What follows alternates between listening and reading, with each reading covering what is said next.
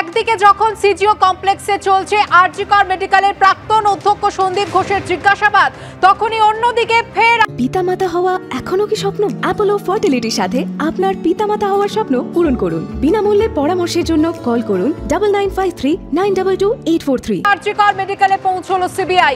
আরজি কর medical college থেকে রয়েছেন সন্দীপ সরকার।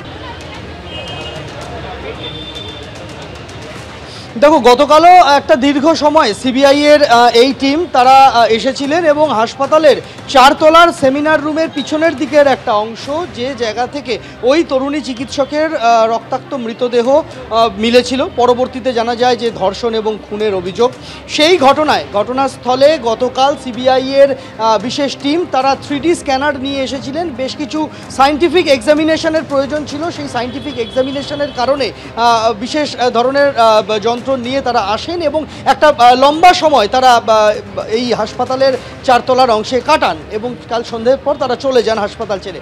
আজকে আবারও মিনিট 10 আগে সিবিআই এর তরফে একটা টেকনিক্যাল টিম পাঠানো হয়েছে এবং তাদের সঙ্গে 3D স্ক্যানার রয়েছে। আমরা দেখতে পেলাম তারা সেই 4 তলার অংশে, যেখানে সেমিনার রুমের পিছনের দিক থেকে মৃতদেহ মিলেছিল, সেই জায়গা থেকে বেশ কিছু সূত্র তারা সংগ্রহ করতে চাইছেন, বেশ কিছু তথ্য প্রমাণের খোঁজে তারা এসেছেন, যে কারণে তারা এই মুহূর্তে 2 সদস্যের একটা টিম তারা উপরে রয়েছেন।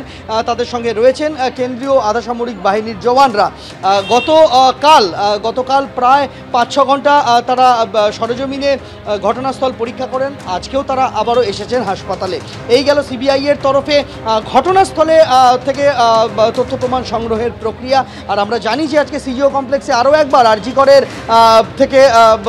আরজি করের আগের যিনি অধ্যক্ষ ছিলেন সেই সন্দীপ ঘোষ, তাকে জিজ্ঞাসাবাদ করা হচ্ছে এবং আমরা দেখেছি যে এই মুহূর্তে আজকে সারা দেশে আইএমের ডাকে চিকিৎসকেরা তারা কর্মবিরতি পালন করছেন।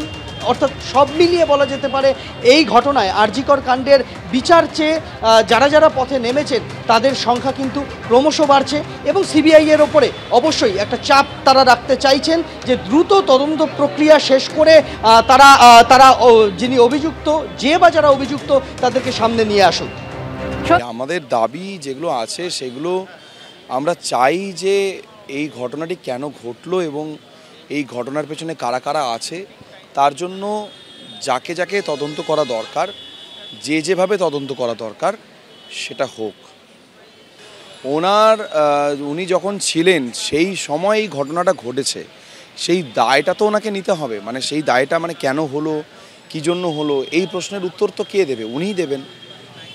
সেই জায়গা থেকেই আমার মনে হয় তদন্ত যেভাবে চলছে, দেখা যাক কি হয়।